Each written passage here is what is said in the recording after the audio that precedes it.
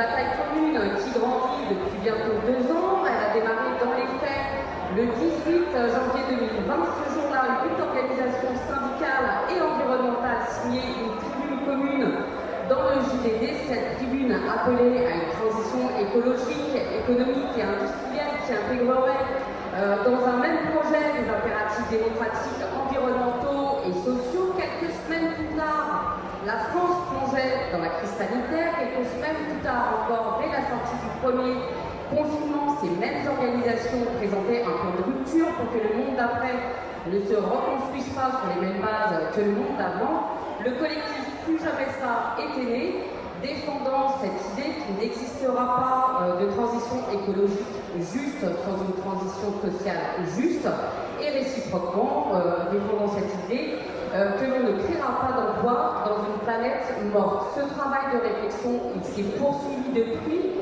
Des collectifs se sont créés, une pétition a été signée par des milliers et des milliers de mains, et surtout des luttes ont déjà commencé à émerger de ce travail. On a choisi aujourd'hui de mettre le focus sur celle en cours dans la raffinerie de Grand Puy, Total Grand Puy en Seine-et-Marne, où depuis des mois, les salariés de l'usine se battent contre un projet de reconversion industrielle qui conduirait à la suppression de 700 postes directs et indirects. C'est la CGT qui dénonce ça. Ces salariés ont à leur côté des organisations paysannes et environnementales. Tous dénoncent une opération de casse sociale et de greenwashing climatique visant à protéger les intérêts de Total. Ils vont vous expliquer tout ça. Adrien Cornet, vous représentez la CGT du site de Grand Puy. Alma Dufour, vous représentez l'ONG des Amis de la Terre. Aurélie Trouvé, vous êtes porte-parole d'ATTAC. Vos 3 organisations participent à cette bataille de Grand Puy. Vos 3 organisations comptent aussi parmi celles qui ont été à l'initiative du collectif Plus Jamais Ça. Ensemble, on va faire le point sur ces luttes, sur l'état de cette réflexion et sur là où elle peut nous conduire et nous amener. On commence tout de suite avec vous. Adrien, vous êtes donc représentant CGT à la raffinerie Grand Puy. En septembre 2020, Total a annoncé un projet de reconversion baptisé Galaxy. Est-ce que vous pouvez déjà, en quelques mots, nous expliquer de quoi il retourne et pourquoi la CGT Grand Puy a refusé de signer ce plan présenté par la direction? Bon, salut à tous. Bon, je me représente, je m'appelle Adrien Cornet, donc je suis travailleur à la raffinerie Grand Puy. Mon métier à la base, c'est d'être pompier. Et ensuite, je suis aussi délégué syndical CGT et militant chez Révolution Permanente. C'est important de préciser tout ça parce qu'il faut d'abord avant tout savoir que vous parlez à un travailleur, un raffineur, et que effectivement je représente la CGT Grand Puy, et que c'est important d'intégrer que c'est des travailleurs qu'il y a derrière tout ça, c'est 700 personnes et 700 familles qui ont été ou délocalisées ou détruites, ou 700 jeunes qui demain ne trouveront pas de travail grâce à l'outil de travail qui est Grand Puy. C'est vraiment important d'intégrer. Donc pourquoi nous, quand tu dis on n'était pas d'accord avec ce projet, parce qu'en réalité, les patrons, quand ils vous annoncent un projet comme ça, ils ne vous demandent pas votre avis. Hein. Ils arrivent, ils disent voilà, le 24 septembre, bonjour, on va fermer les capacités de raffinage de Grand Puy. Et puis, vous allez perdre 700 emplois. Et donc, nous, effectivement, de fait, déjà, parce que c'est 700 jeunes qui ne vont pas trouver de travail demain grâce à l'outil de travail qui est Grand Puy, on s'est opposé à ça. Et après, on a été chercher le pourquoi. Pourquoi ils fermaient la raffinerie de Grand Puy? Parce que c'est vrai qu'en Ile-de-France, c'est la seule raffinerie. Donc elle répond à des besoins. Et nous, à la CGT Grand Puy, dès le départ, on a dit bien sûr, on est pour dépasser les énergies fossiles et arrêter de les consommer et de les exploiter.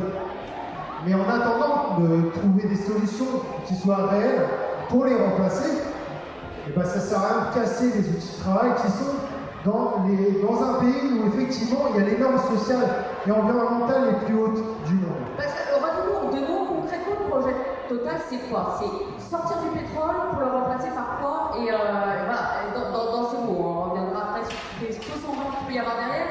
Mais concrètement, il consiste en quoi ce projet? Alors, à Grand Puy, ils ferment les capacités de raffinage. C'est-à-dire qu'on ne raffinera plus de pétrole à Grand Puy. À l'horizon, on n'en raffine déjà plus, mais à l'horizon 2024, on ne va plus en distribuer, on n'alimentera plus les stations essence. En parallèle de ça, parce que c'est un groupe international qui est implanté dans 130 pays, qui pèse 300 milliards de chiffre d'affaires, on va construire des pipelines, notamment en Ouganda. On va faire des projets gaziers en Mozambique pour en fait importer des produits finis dans des pays consommateurs comme la France. Dans des pays, donc comme effectivement l'Afrique et notamment l'Ouganda, où il n'y a pas de normes sociales, pas de syndicats, il n'y a pas de tradition de lutte, il n'y a pas de normes environnementales. Voilà, ça c'est la réalité. Toujours pour augmenter le profit. Parce que c'est pareil, c'est ça qu'il faut poser dans cette bataille. La question d'une entreprise capitaliste dans un système capitaliste. Et donc ça, si avant tout on ne pose pas ce problème-là, il y a un problème d'ensemble, un problème macroéconomique, qui n'est pas simplement le problème de Grand Puy. Grand Puy, c'est le symbole. Mais c'est le système capitaliste dans son ensemble qui va falloir remettre en question et décider de se renverser pour le dépasser. Et donc, après, ce qu'ils pensent, et ça c'est important de le dire, voilà comment pense la transition écologique dans la tête des patrons. Doubler le chiffre d'affaires, on passe de 30 millions à 60 millions de cash flow en 2024, alors que 30 millions en raffinerie, 60 millions dans ce qu'ils appellent le projet Galaxy, c'est 3 usines. Premièrement, on fait fondre du plastique. N'importe qui sait que c'est pas écologique. Rien que de le consommer, c'est pas écologique.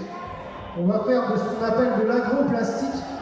Donc on prend des terres arables et on en fait pousser des matières organiques qui vont produire du sucre et de l'amidon. On va faire de l'agroplastique et ce qu'ils appellent du biocarburant et ce que nous on appelle de l'agrocarburant. Et donc là c'est pareil, c'est des huiles qui viennent du soja, qui viennent notamment l'huile de palme, mais ça ils ne font pas non plus. Et ils vont incorporer ça notamment dans les moteurs d'avion pour faire ce qu'ils appellent du biokérosène et nous ce qu'on appelle de l'agro-kérosène. Et tout ça bien sûr à base, vous en doutez, d'intrants et d'engrais, etc. qui va détruire la planète. Voilà. Alors vous avez dit, ce faux semblant écologique de Total, donc qui dit sortir du pétrole, qui annonce la création de 3 usines, biocarburants, bioplastique, recyclable, ça sonne très bien.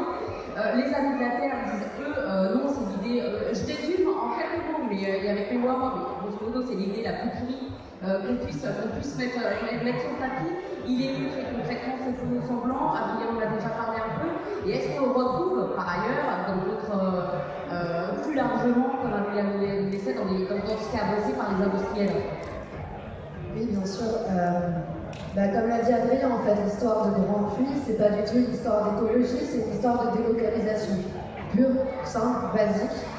Donc en fait, ce qui se passe, c'est exactement ça, c'est une délocalisation pour aller sur des sites plus rentables, avec moins de coûts sociaux pour Total et de coûts environnementaux. Et donc, quand ils disent en France on arrête le pétrole, c'est absolument faux. Total a pour but de toujours augmenter la production de pétrole et de gaz sur les prochaines années. Ils augmentent un peu leurs investissements dans les énergies renouvelables, mais dans 10 ans, 80% de leurs investissements seront encore dans le pétrole et le gaz. Ils vont encore chercher toujours plus loin du pétrole et du gaz. Ils n'ont aucune intention de baisser l'exploitation et donc la production de pétrole et la consommation de pétrole et de gaz dans les prochaines années. Donc c'est pas du tout parce que Total veut sortir du pétrole qui se passe à Grand Puy, c'est vraiment parce qu'en fait ils veulent délocaliser le site tout simplement. Ils ont ouvert une méga raffinerie en Arabie Saoudite qui fait 2 fois la taille de la plus grosse raffinerie de France, qui est extrêmement rentable, 2 fois plus rentable que les raffineries classiques, et en fait tout simplement ils vont maximiser l'activité sur des sites comme ça. Et c'est pour ça qu'ils ferment les raffineries en France. Donc c'est très important, évidemment les syndicats le disent, et pour que le grand public puisse comprendre ça, c'est très important que des associations environnementales le disent aussi. Pour pas qu'ils se disent c'est Total contre les syndicats qui je dois pas. Non, nous, sur cette question-là, en tout cas sur l'écologie, on est neutre, ce n'est pas du tout un plan de reconversion écologique. Cela n'a rien à voir. Donc là, ça c'est la première chose. Pour vous donner un exemple sur les projets de Total en ce moment, on t'en parlait, le projet gazier que Total développe au Mozambique. Donc en plus dans des conditions de droits humains absolument catastrophiques, que ce soit au Mozambique, dans le Cabo Delgado ou en Ouganda, avec des milliers de personnes déplacées pour faire le putain de projet de Total, excusez-moi, le projet au Mozambique, le gisement qu'ils veulent exploiter, c'est 7 fois les émissions annuelles de la France. On parle de ce type de projet que Total est en train de développer à travers le monde avec le soutien de la France, qui est en train de revenir un peu derrière, avec le soutien à la base du gouvernement français, des soutiens à l'exportation et donc des soutiens à l'investissement de Total dans ces régions-là. Donc c'est ça la réalité aujourd'hui de la transition écologique chez Total, c'en est pas une, pas du tout. Une première chose, après pour ce que tu disais sur qu'est-ce que voilà, les alternatives qui sont proposées sur le site, effectivement, ça n'a rien d'écologique. En fait, ils mentent, ils disent qu'ils vont faire de l'huile usagée. Voilà, ils vont utiliser des huiles usagées pour faire des agrocarburants pour l'aviation. Bon, déjà, on a un gros problème parce que pareil, sur l'aviation, on a exactement la même logique. L'aviation dit qu'elle va améliorer les process, les techniques dans le transport aérien avec un peu d'agrocarburant, avec un peu de ci, un peu de ça. L'aviation n'a aucune intention de plafonner son activité économique. L'aviation veut continuer d'augmenter le nombre de trajets chaque année et on sait que ce n'est pas possible dans les conditions climatiques actuelles. Donc là, ça veut dire faire un plan pour mettre un peu d'agrocarburant dans le kérosène des avions alors que le trafic va augmenter, donc ça n'aura aucun impact sur les réductions des émissions de gaz à effet de serre. Et en plus, cet agrocarburant, il n'est pas du tout bio, puisqu'en fait, des huiles usagées en France, on n'a pas assez dans toute la France pour fournir la demande de Total pour ces biocarburants. Et en fait, ça va être des micmacs d'importation-exportation. Ils sont en train d'importer de l'huile de palme en Belgique parce qu'ils savent qu'ils n'ont plus trop le droit de le faire en France. Et ils vont nous faire passer des micmacs. On va se retrouver, comme tu disais, avec un mix d'huile à base de soja, d'huile de palme, etc. Et on sait que pour la planète, c'est limite encore pire que le pétrole. Voilà. En fait, c'est vraiment catastrophique comme plan. Et enfin, sur ce que tu disais, si on retrouvait ce genre de cas dans d'autres secteurs, oui, tout à fait. Je prendrais pour exemple deux secteurs assez importants aussi en termes de gaz à effet de serre. Donc l'aérien, comme on disait, je ne sais pas si vous avez entendu parler des plans sociaux en ce moment chez Air France, etc. Alors on a entendu à qui mieux que c'était parce que voilà, il fallait réduire le trafic, l'écologie, etc. C'était des plans sociaux. Et la crise aussi, mon Dieu, la crise à Bordeaux, en fait, c'était des plans sociaux prévus avant la crise et qui ont été juste facilités en termes de communication par la crise du Covid et par l'écologie. Et on a la même chose dans l'automobile. Il y a quand même une industrie qui a délocalisé la moitié des emplois industriels en 20 ans ailleurs en France pour des questions de rentabilité pure et dure. Et vous allez voir que maintenant, quand il y a des sites qui sont menacés, ils vont vous dire « Ah ben oui, mais c'est parce qu'il y a trop d'écolos en France, on ne peut plus faire de voitures thermiques, etc. » Donc on a un vrai souci d'instrumentalisation par les multinationales et le gouvernement et certaines grandes figures médiatiques de l'écologie et des travailleurs depuis de nombreuses années. Et nous, on est là pour casser cette image et ce discours. D'accord, merci. Je reviens tout de suite, encore une fois, vers toi, je t'ai coupé en plein élan pour qu'on revienne sur le fond, que vous reveniez ensemble sur le fond de ce projet de Total. Maintenant, je te laisse redévelopper sur la bataille que vous menez, donc, les Amis de la Terre, Greenpeace, la Confédération Paysanne sont partie prenante de cette bataille. Je te laisse poursuivre sur là où vous en êtes et comment elle se mène, cette bataille. Ouais, c'est une bataille qui a commencé très tôt. C'est une stratégie en fait qui a été construite dès qu'on a appris l'annonce du plan social. On n'a pas attendu des semaines et des semaines pour la construire. Il faut savoir que dans le raffinage, les travailleurs depuis longtemps se préparent même bien avant les patrons en fait à la fin du pétrole. Et dès la première fermeture de la raffinerie en France, il y avait la première raffinerie, c'était la fermeture de la raffinerie de la Mède. De Flandre, pardon, à Dunkerque. Déjà, en fait, les ouvriers ont pensé à un projet alternatif, notamment pour produire de l'hydrogène. Ça, c'était déjà en 2010. Et ça s'est passé grâce à des militants, des travailleurs de Dunkerque, notamment de la CGT de la raffinerie des Mèdes. Et ensuite, quand la raffinerie de la Mède a fermé, parce que Total l'a transformée en agro-raffinerie, donc ils voulaient raffiner de l'huile de palme pour en faire ce qu'ils appellent, eux, ironiquement des biocarburants. Déjà, les Amis de la Terre, Greenpeace et la CGT et les travailleurs de la Mède se sont rapprochés pour ensemble trouver une alternative à l'huile de palme et protéger la déforestation. Et arrêter la déforestation et protéger les forêts. Et c'est pour ça qu'on avait déjà des contacts préalables, mais c'est la volonté en fait de travailleurs et militants de terrain que nous sommes, parce qu'en fait, nous on est la nouvelle génération. On a tous une trentaine, 35 ans, des enfants en bas âge, et on est tous profondément impactés par la crise écologique. On a tous peur pour l'avenir de nos enfants et l'avenir de notre planète. Et donc ça nous préoccupe quotidiennement. Et donc on s'est mis autour d'une table et on s'est dit, bon bah, la transition écologique, en réalité c'est nous qui avons la faire. Parce que c'est nous qui avons l'outil de travail dans les mains. Et c'est aussi nous qui sommes les premiers concernés. parce qu'on se baigne dans les rivières, dans les fleuves qui jouxtent en fait les outils industriels, parce qu'on y habite à côté de ces outils industriels, et donc, et puis on va aussi dans les forêts qui sont aux alentours. Et c'est pour ça qu'on a mis cette volonté de faire ce travail et d'aller voir les organisations écolo et de dire est-ce que ce projet-là il est écologique? Non. Quelle serait la solution la plus écologique? Ensemble, on a décidé que la solution la plus écologique, écoutez bien, ça a été déclaré dans Libération par le collectif Plus Jamais Ça et nous, la CGT Grand Puy, ce serait de nationaliser l'ensemble du secteur du raffinage et ensuite de laisser sous contrôle ouvrier parce que nous seuls les ouvriers, nous pouvons protéger la planète et les travailleurs qui vivent. Voilà. C'est ça la réalité. C'est ça qu'il faut poser partout où on peut. La nécessité du contrôle ouvrier de nos outils de travail. Parce que nous n'avons aucun intérêt au profit, à la rentabilité, à la production outre mesure. Une fois qu'il y a des problèmes, des pannes sur l'outil, on arrête, on répare et on repart pour faire mieux, pour faire plus propre et pour faire en plus en sécurité. Ça, c'est important de le dire. Voilà. Je te remercie, Adrien. Aurélie Privé, Attaque avait placé beaucoup d'énergie dans la construction du collectif Plus Jamais Ça. Cette bataille sur la justice, pour la justice sociale et climatique, pour la transition juste, elle est un peu inscrite dans votre ADN. Ce qui se passe à Grand Puy, c'est un échantillon, un exemple, un échantillon, je ne sais pas comment dire, de ce que vous cherchez à construire. C'est une bataille précurseuse, c'est une bataille inédite, voilà. Sur Grand Puy, mais comme sur par exemple la Chapelle d'Arblay, l'idée dans Plus Jamais Ça, du collectif, c'est d'abord de dire qu'on n'est pas que des grandes organisations ensemble au niveau national déconnectées du terrain.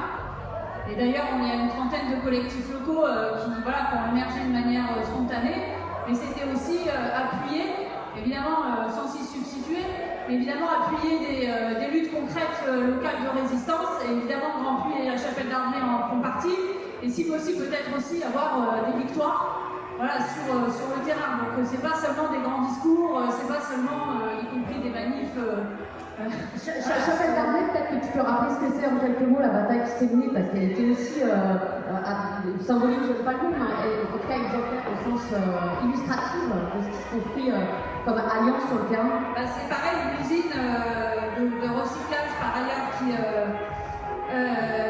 de papier recyclé, et une des dernières usines qui est sur ce type de production-là, qui est aussi menacée avec des tonnes d'emplois menacés. Et en l'occurrence, quand on a un gouvernement qui nous dit nous voulons appuyer, notamment dans le plan de relance, tout ce qui est exemplaire du point de vue de la transition écologique et industrielle, en l'occurrence, à Chapelle d'Arblay, il n'y a quasiment pas lieu en termes aujourd'hui de transition, d'entreprise qui est dans la transition et la relocalisation écologique et industrielle. Et donc casser cet outil de production-là, casser cet outil de production-là, c'est juste s'asseoir complètement sur tout ce qui a été dit sur le fait de relocaliser l'industrie et d'opérer cette transition écologique. Et sur Plus Jamais Ça, ce qu'on voulait à travers ces batailles-là, c'est montrer qu'on est présent sur le terrain évidemment, mais c'est aussi, et je reprends ce qui a été dit sur pour nous, Grand Puy, ou la Chapelle d'Arblay, ça dit beaucoup plus, c'est ce que tu disais, que cette histoire-là. C'est-à-dire, c'est montrer aussi que pour faire de la transition écologique et sociale, il va falloir de la radicalité, au sens de remise en cause des racines du système, c'est ce que tu dis. C'est pas, alors évidemment, on vient de sortir, il y a quelques jours, un plan de rupture, et c'est un plan, ça s'appelle un plan, c'est plan de rupture écologique, sociale et démocratique, dans lequel, évidemment, on a des mesures type pas un seul euro public sans conditions écologiques et sociales pour les entreprises, mais ça va beaucoup plus loin, puisque nous disons qu'effectivement, il faut extirper toutes les décisions, ou la plupart des décisions d'allocation du travail dans la société, d'allocation des investissements et des investissements, il faut l'extirper de la rentabilité, de la logique de la rentabilité financière. Et pour ça, il faut à l'intérieur des entreprises même, effectivement, la rendre aux ouvriers, rendre à la puissance publique, rendre à l'intérêt général la gouvernance de ces entreprises. Et donc c'est un réinvestissement de l'État, en particulier dans les ressources stratégiques que sont l'énergie. Ça commence par ça. Mais je dirais que ça va encore plus loin que de faire en sorte que ces entreprises soient extirpées de la logique de rentabilité financière. C'est aussi faire en sorte que toutes les décisions aujourd'hui, toutes les plus grandes décisions d'investissement et des d'investissement sort de cette logique-là. Donc ça veut dire resocialiser une grande partie du secteur bancaire. C'est ce qu'on dit nous dans Plus Jamais ça. Il faut qu'aujourd'hui on reconstruise un grand pôle public bancaire qui soit vraiment aux mains des citoyens et surtout avec derrière une planification. Et là, je finirai là-dessus. Je crois que ce qui est très important aussi, c'est d'arrêter d'opposer emploi écologique. C'est-à-dire que ce qu'on montre là, d'ailleurs, on a un autre rapport qui s'appelle Pas d'emploi sur une planète morte, où on montre qu'on peut créer aujourd'hui plusieurs millions d'emplois dans la transition sociale, les services publics, les crèches, les hôpitaux, etc. Par exemple, les hôpitaux publics, on a compté qu'on a besoin de 100 000 emplois pérennes en plus dans les hôpitaux publics. Donc, créer des centaines de millions des millions d'emplois dans le social et dans la transition écologique, énergie renouvelable, recyclage des déchets, etc. Mais évidemment pas tel que le fait Total. Et par ailleurs, on a besoin de désinvestissement, et c'est là qu'on dit on peut le faire ensemble, ce désinvestissement, et ça peut se faire sans détruire un seul emploi, mais en réallumant cet emploi, en reformant, en réorientant les outils de production et en s'appuyant, et je finirai là-dessus, évidemment d'abord et avant tout sur les ouvriers de ces entreprises. D'accord, on est d'accord, mais je peux prendre 2 minutes sur ce plan dont tu parles et que vous avez finalisé là, cette année avec le collectif Plus Jamais ça, 36 mesures. À l'intérieur de ces mesures, il y a toutes celles que tu viens de citer. Ils brassent un champ très divers, c'est-à-dire que sur ce même plan, vous avancez sur la question du féminisme, vous avancez sur la question de l'antiracisme, de la démocratie, des conditions de travail, par exemple sur la question du temps de travail, donc tout ce que tu viens de citer. C'est quoi le ciment? Tout ça est à embrasser d'un même mouvement si on veut y arriver? Oui, alors, on a eu un débat ce matin au Salon du Livre sur l'intersectionnalité par ailleurs, mais en fait, c'est l'idée, sans utiliser forcément ce mot-là, mais l'idée, c'est de prendre la radicalité de chacune des luttes sociales et écologiques et nous, mouvements sociaux, de faire système avec ces propositions, ces revendications de chacune de ces luttes, sans jamais édulcorer la radicalité de chacune de ces luttes. Alors après, je le dis clairement, dans Plus Jamais ça, il ne s'agit pas de nier tous nos désaccords. On ne mettra pas d'accord complètement la CGT, Greenpeace ou les Amis de la Terre sur le nucléaire. Donc nous, on est parti de quoi? On est parti de 90-95% d'accords pour essayer de faire système avec nos revendications.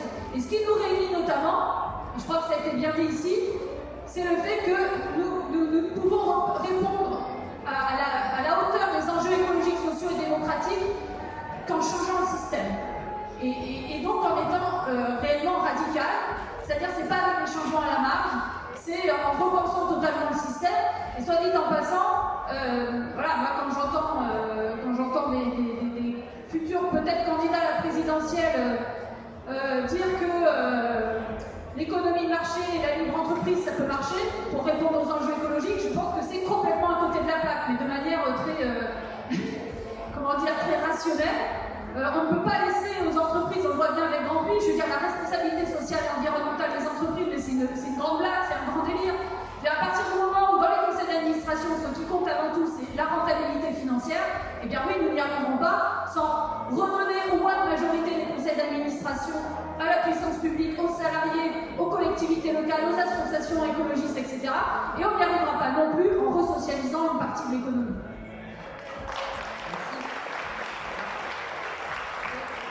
On vient de dresser le portrait de cette alliance et de tout ce qu'il y a d'encourageant. Cela dit, sur le terrain, on n'arrive pas toujours à la construire. Cette alliance, c'est compliqué. On sait que, par exemple, à la centrale thermique de Gardanne, qui elle aussi est appelée à se convertir, ça n'est pas simple. Le débat entre les salariés et les organisations écologiques n'est pas simple. Je crois savoir qu'à Cordemais, c'est pas simple non plus. Sans entrer dans le détail, sans parler à la place des acteurs qui mènent ces batailles-là, c'est pas le propos là. Mais qu'est-ce qui est difficile à dépasser ou à combiner pour construire un projet de transition en commun, que ce soit autour d'une entreprise singulière, singulièrement celles qui sont appelées à se transformer, celles qui sont acquises et qui n'ont pas le choix, entre guillemets, et plus globalement en France, qu'est-ce qui nous reste à dépasser sur le terrain qu'on va politiquement singulièrement? Moi, je vais partager mon expérience, en tout cas l'expérience de la CGT Grand Prix par rapport à ça, parce qu'effectivement, ça n'a pas été simple. Et justement, pour rebondir sur ce que tu disais sur le nucléaire, en fait, la CGT, sans doute que vous le savez, mais il faut en prendre conscience profondément. C'est pas un bloc homogène où tout le monde a les mêmes intérêts. Il faut se le dire, parce que, et là, ça doit être le bon endroit pour le faire, mais il y a une partie de la CGT qui a des intérêts qui est autre que les travailleurs de base, les travailleurs de terrain, qui sont tous prêts à transformer leur outil de travail. Par exemple, nous, aujourd'hui, hier on raffinait du pétrole, demain on produira du plastique, mais si on avait notre outil de travail dans les mains, on en ferait un bien collectif pour répondre à un besoin collectif. Ça, c'est notre réalité, c'est ce qu'on a posé, et ça, je pense, tous les travailleurs, qu'ils soient du raffinage, du nucléaire ou autre, ils sont d'abord et avant tout inquiets, et ça c'est important de le comprendre, inquiets parce qu'ils veulent s'éloigner de la précarité. Moi, je ne suis pas rentré dans le raffinage par plaisir de respirer du carburant et de faire les 3-8, mais parce que j'ai cherché un boulot qui m'éloignait de la précarité. C'est exactement la même chose pour un travailleur du nucléaire. Il ne s'est pas levé un matin en se disant « chouette, je vais faire les 3-8 et moi je vais être au contact de l'uranium ». Non, il s'est dit « je vais chercher un métier qui m'offre un statut ». Et demain, là, j'ai un exemple, travailleur du nucléaire, notamment la centrale de Paluel.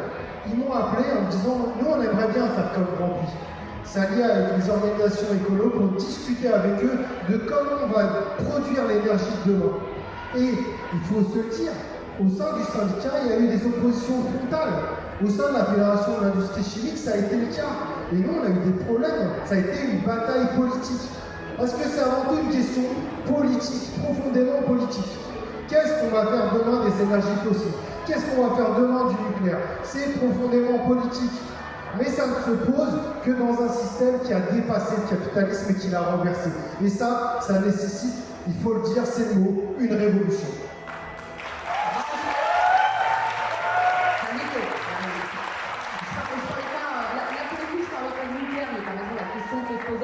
Je parlais des centrales thermiques de Gardanne, mais quand même, tu dis les salariés, eux, ce qui les intéresse, c'est bien vivre, c'est légitime, et qu'à un moment donné, la transformation du type de production, si j'entends bien ce que tu dis, ils y sont prêts. C'est complètement vrai. Quand le GIEC sort son rapport cet été, un rapport qui dit qu'on peut encore tenir l'objectif, ce seuil critique des 1,5 degrés de réchauffement qu'il ne faut pas dépasser, on peut encore les tenir, mais ça implique des efforts radicaux et immédiats. C'est-à-dire, grosso modo, je résume à peine, et ça implique de sortir des énergies fossiles là, maintenant. Ça pousse quand même, voilà, ça nous met pas, ça peut pousser les questions pour l'économie, pour l'emploi. Les salariés des industries concernées, ils réagissent devant dire oui, pas de problème. Voilà, comment ils réagissent face à cette injonction, les salariés des industries concernées? Ouais, nous, on est en train de se transformer. Tu vois, on change complètement d'industrie. Enfin, après, c'est une industrie qui sera polluante, c'est vrai, mais c'est une industrie qui change. Et avant tout, et ça, vous pouvez aller à Grand Puy pour le questionner, les travailleurs, ils sont d'abord inquiets pour comment je vais nourrir la famille, remplir le frigo, où est-ce que je vais vivre, habiter, est-ce que vous allez m'éloigner de ma famille ou pas? C'est les seules questions qui se posent à l'heure actuelle. Voilà, donc ça, il faut vraiment rappeler, demain, vous fermez une centrale nucléaire, la question de tous les travailleurs du nucléaire, c'est comment je fais pour nourrir ma famille demain? Est-ce que demain, vous allez m'obliger à travailler dans un entrepôt Amazon? C'est ça votre transition écologique? Bah si c'est ça, alors ce sera sans moi. Et ça, c'est une réalité. Et pour répondre à la question d'origine, moi je pense qu'il y a un truc qui a rendu vraiment possible l'alliance entre les travailleurs de Grand Puy et les organisations écolo, c'est la nécessité de l'auto-organisation. On a mis la lutte dans les mains des grévistes. Si ça avait été une lutte pilotée du haut, avec une vision ultra bureaucratique de comment on arrive à piloter des luttes, ça se serait effondré. La réalité, c'est que l'auto-organisation a rendu possible ça, et qu'il faudrait qu'aujourd'hui, la CGT se mette à la page de ça, et qu'elle ouvre les vannes de l'auto-organisation, parce que c'est la seule façon de faire comprendre qu'il y a un impact générationnel, la nécessité de comprendre la transition écologique, comme tu le dis, le rapport du GIEC le dit, c'est maintenant. Et ben on le fait maintenant, on le fait avec les travailleurs de la base, et il va falloir qu'on soit nombreux à faire ça. Alors, je te pose la même question à l'envers. Le rapport du GIEC dit c'est maintenant, effectivement, il faut aller vite, il faut aller fort. Est-ce qu'on peut transiger avec ça? Est-ce qu'il y a un compromis possible, un compromis écologique possible pour laisser le temps à l'industrie de s'adapter? Est-ce qu'on peut repousser les échéances? En fait, je pense qu'on ne négocie pas avec les conditions de vie sur Terre, donc je pense que ça paraît peut-être un peu naïf de le rappeler, mais c'est vraiment ce qui est en train de se jouer en fait, et ce qui se joue de plus en plus rapidement. Et je pense que vous le voyez tous, depuis 5 ans, en fait, ça va beaucoup plus vite que ce à quoi on s'attendait, que même ce que les scientifiques avaient prévu. L'été qu'on a passé là cet été, il était dingue. Enfin, c'est apocalyptique en fait. Des inondations mortelles, les plus grosses sécheresses de toute leur histoire, des États-Unis et au Brésil, des inondations mortelles en Allemagne, en Belgique, en Chine, en Turquie, en Grèce. Je veux dire, la planète là, ça se voit, ça commence vraiment à se voir que ça va pas du tout, mais vraiment pas du tout. Et vraiment, on est d'ici 2030 en fait. Nos vies vont changer, même d'ici 2030. Pour vous donner un exemple, moi, quand j'ai milité pour le climat, c'était il y a 6 ans, on disait 1,5 degré en 2100, le réchauffement. On va le dépasser là bientôt. Là. Dans 5 ans, c'est dépassé. Vous imaginez à quel point ça va plus vite que ce que les États et les négociations internationales ont prévu. Et je ne décris même pas les scénarios apocalyptiques de ce qui se passe en Arctique avec le permafrost, etc., le méthane qui va fuir, les océans qui vont commencer à lâcher du CO2, etc. Bon, c'est pas le sujet là, mais en fait, c'est extrêmement grave ce qui se passe. Et en termes d'impact, je n'en ai que quelques-uns. En fait, le vrai problème, un des gros problèmes majeurs du changement climatique, c'est que ça pourrait rendre les régions tropicales inhabitables, parce que trop humides et trop chaudes. Or, 80% de la population mondiale se trouve dans les régions dites tropicales, donc c'est pas du tout un petit sujet. On parle d'une baisse de la production alimentaire de 30 à 50%. C'est absolument énorme. Je veux dire, au Brésil, là, quand je vous parlais, il y a des régions où ils n'ont pas accès à l'eau. Même aux États-Unis, ils vont devoir rationner l'usage de l'eau dans certains territoires. Ils rationnent l'agriculture, c'est les États-Unis, on parle du plus grand de la plus grande puissance mondiale. En Afrique du Sud aussi, ils sont proches du point zéro en termes d'approvisionnement en eau de la plus grande ville du pays. Donc c'est pas du tout un sujet lointain, c'est pas du tout. Alors nous en France pour l'instant ça va encore, on a eu le gel des viticulteurs, etc. C'est pas voilà, mais ça se rapproche et ça se rapproche très très vite. Donc évidemment, il ne s'agit pas de transiger, de négocier avec ça, c'est pas possible. Par contre, évidemment aussi, on parle de transition et on parle de planification. C'est-à-dire que là, il faut déjà cesser absolument d'explorer les nouveaux gisements de pétrole et de gaz, ça on est assez d'accord là-dessus. Mais évidemment, on ne va pas dire demain, bon, vous arrêtez tous d'utiliser votre voiture. Là, demain, on dit ça à tout le monde. C'est même pas une question d'économie et d'emploi, c'est juste que c'est la guerre civile en fait. C'est se mettre soi-même dans une situation de pénurie absolument brutale qu'on n'a pas organisée. C'est juste, peut-être, c'est pas possible, on ne peut pas non plus en arriver là. Donc, oui, il y a un chemin. Il faut être très ambitieux tout de suite, et c'est un chemin de crête, mais il est tenable pour le climat dans les 10 prochaines années. C'est pas foutu du tout. Mais c'est un chemin extrêmement radical qu'il faut prendre.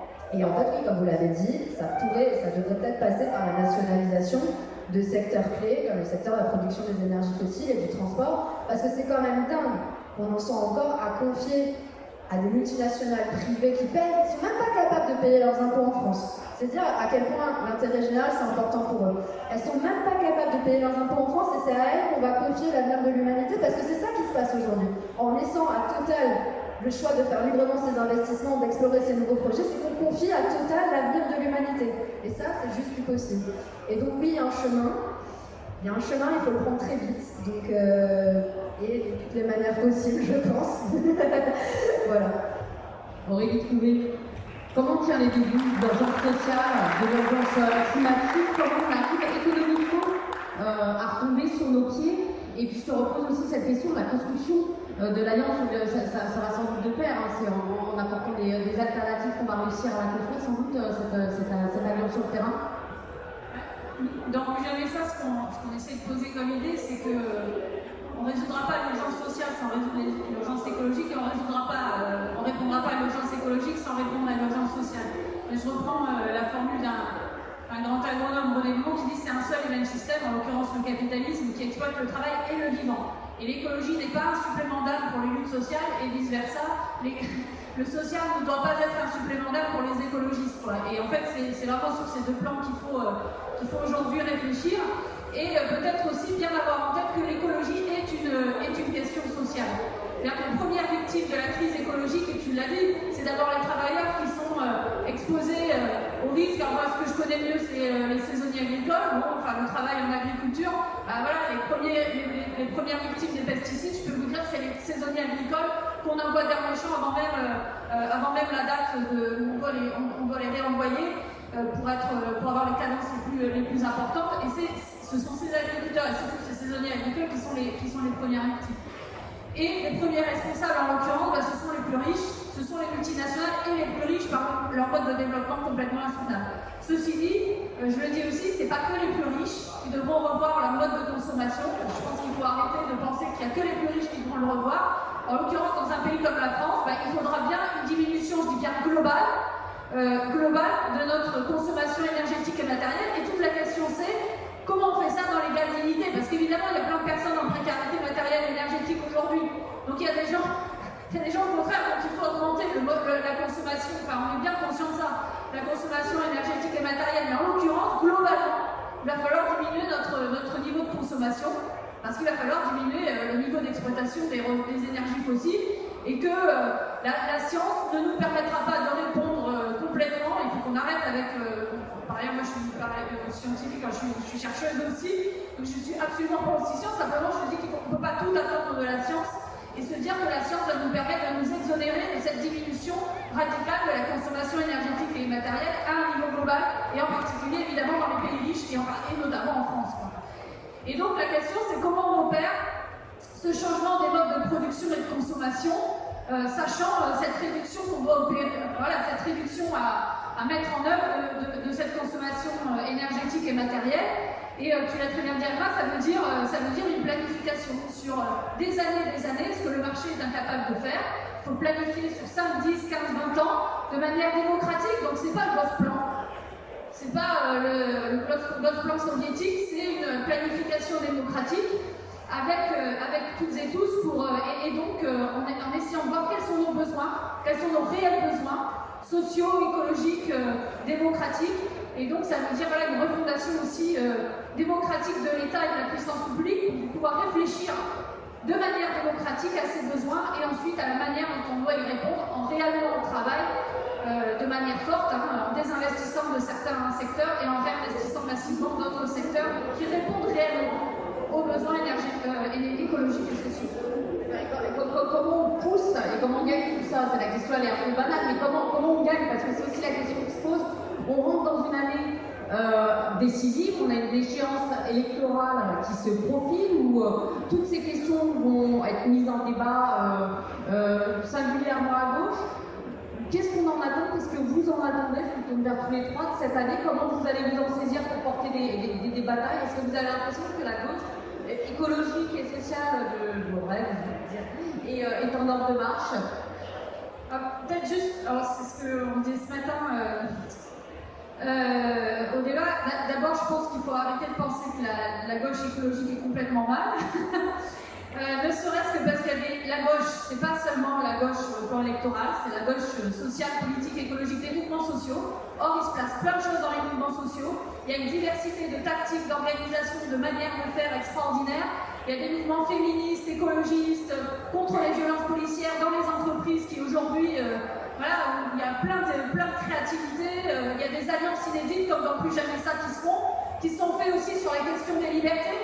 Je fais juste une parenthèse là-dessus parce qu'on parle beaucoup écologie et sociale, mais par ailleurs, si on ne s'attaque pas à la question des libertés publiques, je veux dire, on pourra faire tout ce qu'on veut sur l'écologie sociale, parce que là, ce gouvernement et le système tel qu'il en est, c'est tellement loin les contradictions qu'il veut étouffer toute voix qui s'oppose à lui. Donc ça veut dire qu'il poursuit, il va exacerber l'étouffement des libertés publiques et exacerber aussi la division de la population par les racismes de toutes sortes et en pointant du doigt des boucs émissaires, en particulier les musulmans, il faut le dire quand même.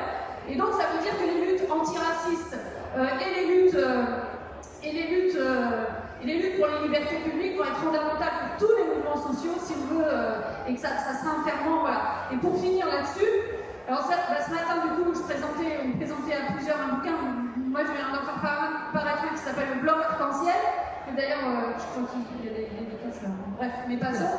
Et donc dans ce bouquin simplement l'idée c'est de dire que dans ce bloc arc-en-ciel, c'est de relier le rouge des traditions communistes et syndicales, le vert des mouvements écologistes, le jaune des insurrections populaires, en référence aux gilets jaunes, le violet du féminisme, le multicolore des luttes antiracistes, LGBTQ+, etc. Et alors voilà, dit comme ça, évidemment, comment on fait, donc c'est tout le bouquin, mais simplement, je crois qu'on n'y arrivera pas sans rallier la radicalité et les cultures militantes de chacune de ces luttes. Si on lutte contre un système, eh bien, il faut faire système avec nos propres revendications dans toute leur radicalité.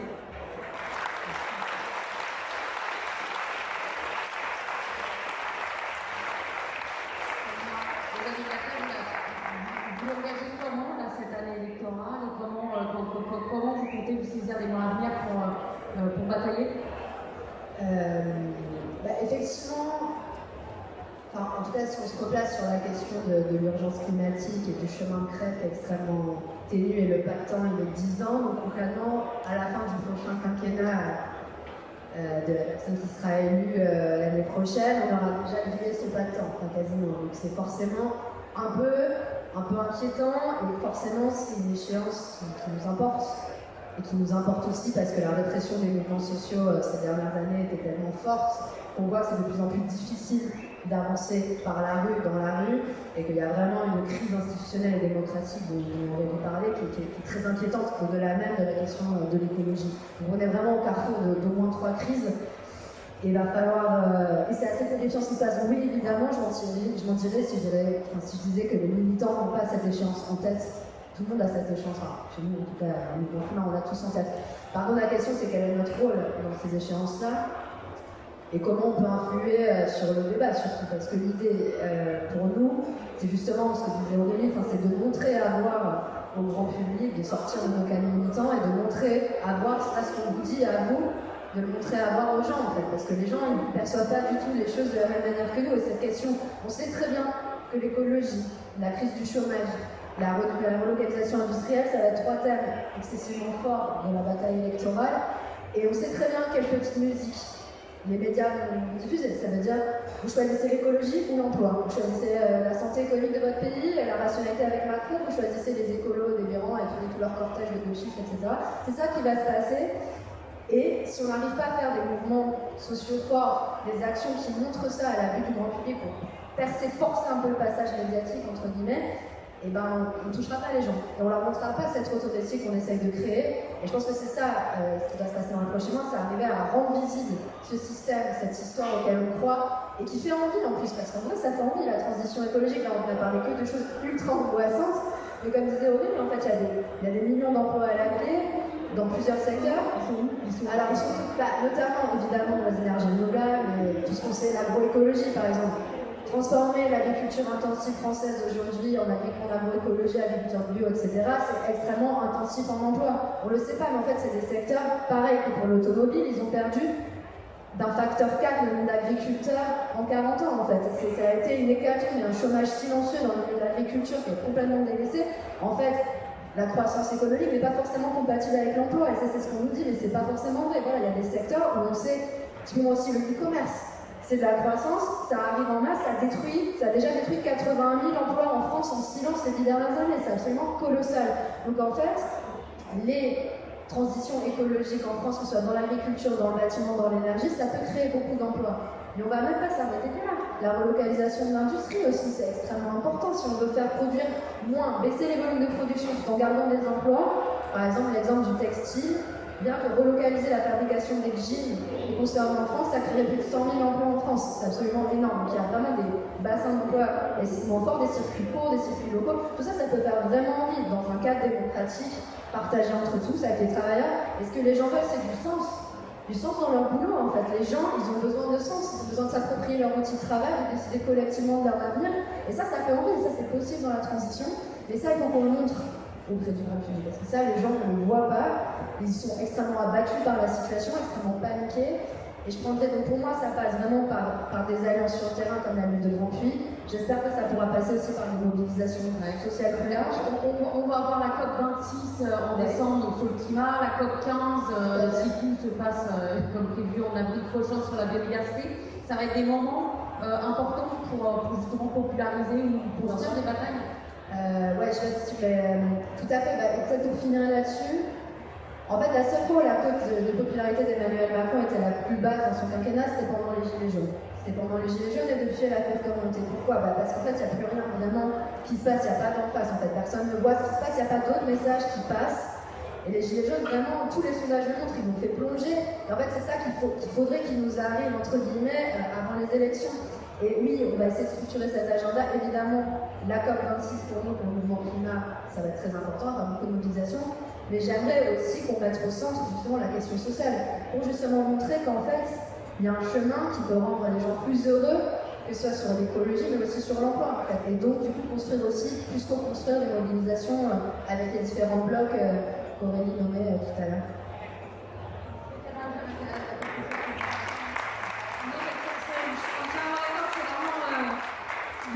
Pour poursuivre, c'est que voilà, je pense qu'effectivement il n'y aura pas de gauche écologique radicale et démocratiquement au pouvoir sans mouvements sociaux d'ampleur en fait. Et tout l'enjeu il est aujourd'hui comment les mouvements sociaux peuvent démocratiser, irriguer, renouveler la politique et la gauche et l'écologie sur le plan électoral. Adrien, votre mouvement social à Grand Prix, comment vous comptez poursuivre cette année? Vous avez pas mal d'obstacles auxquels faire face pour continuer votre bataille. Le tribunal administratif, c'est ça, n'a pas rempli la requête que vous avez menée. C'est difficile. Est-ce que vous avez les moyens concrets pour mener jusqu'au bout la bataille que vous souhaitez mener? Bien sûr, non mais franchement la question elle est fondamentale et je pense qu'il faut quand même dire les choses le plus clairement possible. Enfin, la justice, elle est au service des patrons en réalité. Le tribunal administratif, la directe qui est censée être la police industrielle, est en réalité une administration qui conseille les entreprises pour casser l'emploi, en tout cas pour servir leurs intérêts. Et leurs intérêts, c'est la rentabilité, c'est le profit. Donc si on ne dit pas ces choses-là, on se raconte des histoires. C'est pareil pour quand on dit mais la police, etc. Il y a eu des questions un peu pendant cette fête de l'humanité autour de la question de la police. Mais la police, les travailleurs des grands puits, là, en 2 ans, on nous a soulevé 3 fois. En 2010, on s'est opposé à la réforme des retraites de Sarkozy. On s'est fait soulever devant notre outil de travail. Voilà, c'est ça la réalité de la police. Voilà, c'est au service des patrons, la police. La justice aussi, c'est au service des patrons. C'est comme ça, c'est la réalité. Après, on peut se mentir autant qu'on veut. Mais quand on a un bloc de travail sur le compte, je peux vous dire que ça, c'est notre réalité. Et la dernière chose, c'est sur la question de la démocratie. Aujourd'hui, nous, on en fait l'expérience. Moi, ça fait 2 ans que je suis militant, la Révolution permanente. Cette année, on est en train de chercher les signatures pour un candidat qui s'appelle Anastasie. Ben, je peux vous dire, c'est une bataille sans précédent et quotidienne. Juste pour ouvrir la parenthèse là-dessus, la démocratie, en réalité, c'est toujours et avant tout celle-ci, là, elle est au service des patrons. C'est pour ça qu'il faut parler du système qui nous encadre. Et dans quel système on vit? Moi, quand tu parles du tribunal administratif, oui, on se pose la question d'aller faire appel. Mais si on n'a pas des gars qui sont en grève, des femmes et des hommes qui sont en grève, prêts à arrêter les outils de travail pour mettre la pression sur un tribunal, il ne se passera rien. Le tribunal, il continuera à valider les plans sociaux. Mais du coup, comment vous la voyez, là, la bataille? Là, cette année, vous avez eu une grève de plus de 2 mois à Grand Puy. Ouais, 45 jours. C'est pas non plus vivable pour les travailleurs. Ce que tu disais, c'est dur, ça se paye cher, une grève dans les familles. Comment vous voyez la suite? Et où est-ce que vous avez trouvé les ressources pour pouvoir continuer jusqu'où ce que vous voulez construire? Mais de toute façon, déjà une grève, avant tout, tu as raison, ça se paye cher, mais surtout ça s'organise. C'est-à-dire que la question fondamentale de comment on va remplir le frigo à la fin du mois, c'est la base. Donc demain, aujourd'hui, tu as les travailleurs, par exemple, de Transdev qui sont en grève, les travailleurs des transports en commun, ceux qui emmènent vos gosses à l'école tous les matins, là, on leur propose de baisser 400 € sur leur salaire à la fin du mois. Ça, c'est le capitalisme. Hein, on rappelle, les travailleurs des transports en commun, c'est une des clés de la transition écologique. Voilà comment sont traités les travailleurs qui, demain, conduisent les métros, les trains, les bus, etc. Et ça, il faut le rappeler. Hein, en permanence, les travailleurs de l'Infrapol, ils sont en grève aussi. Eux, ils réparent les rails. Et c'est comme ça qu'on les traite. On détruit leurs conditions de travail, on détruit leurs conditions salariales. Alors qu'en réalité, là, il y a l'ouverture à la concurrence. C'est un massacre actuel. C'est un massacre. Là, on a la ligne PACA là, qui va passer au rang des capitalistes. Ça va être un massacre pour les conditions de travail et salariales. Donc ça, il faut le dénoncer. Et il faut aussi que les travailleurs, ensemble, on se mette tous en grève. Parce que la réalité, c'est ça. C'est la centralité de la classe ouvrière. C'est elle qui va la faire, la transition écologique. Avec les organisations écolo, avec les ingénieurs, comme on est en train de penser le projet alternatif de campus. Mais ça se fera qu'avec la classe ouvrière. C'est elle qui a le pouvoir. Elle peut tout arrêter. Tout demain, les centrales nucléaires, ceux qui produisent l'énergie, c'est nous. Et alors, ce projet alternatif, en un mot, ce serait quoi? Le projet sur lequel vous vous battez, que vous avez à opposer et sur lequel celui que vous essayez de monter face aux propositions de la direction? C'est un projet qui pense à sauver tous les emplois qui étaient sur le campus, donc les 700 emplois, travailler un projet à ISO effectif, et un projet qui réellement répond à des besoins. On ne pense pas à la rentabilité dans ce projet. Jamais à aucun moment on se pose la question de la rentabilité. On se pose la question de protéger la planète et les travailleurs. Ça, c'est notre projet. Le pétrole, vous le remplacez par quoi? C'est quoi? C'est un projet de sortie de pétrole plus long ou d'autres propositions de transition industrielle?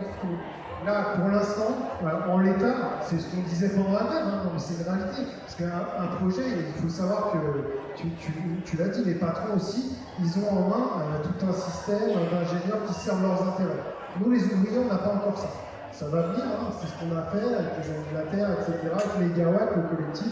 On est en train de penser à un projet, donc ça prend du temps. Mais en tout cas, en l'état, c'est vrai, on dit, il faut laisser tomber la raffinerie. Parce que sinon, ce que vous faites, là, regardez les chiffres. Vous allez sur Internet, vous cherchez les chiffres d'importation des produits finis. Vous allez voir à quel point ils ont explosé pendant la crise sanitaire. Et pourquoi? Alors que toutes les raffineries françaises étaient quasiment à l'arrêt, Normandie à l'arrêt, Donja à l'arrêt, etc., etc. Voilà. Et c'est bien des pays qui importent, notamment la France, l'État français qui importe des produits qui sont issus des pays où les normes sociales et environnementales sont beaucoup plus basses que la France. Ça, c'est la réalité. Et nous, encore une fois, c'est pas le sujet, la localisation, pour dire on veut faire du franco-français. Parce que nous, on est solidaires avec les agriculteurs ougandais, les agriculteurs du Mozambique, qui sont déplacés de force. Nous sommes tous avant tout des travailleurs. Et c'est important de le rappeler parce que sinon, tout ça, ça se confond dans le L'écologie et la pollution, elle ne va pas s'arrêter aux frontières, c'est pas comme le nuage de Tchernobyl. On dit souvent ça et ça nous fait bien rigoler, mais c'est la réalité. Ça ne va pas s'arrêter avec des taxes aux frontières. Eh bien, écoute, ce seront les mots de conclusion. Je vous remercie à tous de nous avoir accompagnés sur cet échange. Je vous remercie à tous les trois d'y avoir participé. On vous souhaite de très belles victoires pour l'année à venir. Et on espère vous retrouver l'année prochaine pour que vous nous les racontiez. Très belle fête à tous.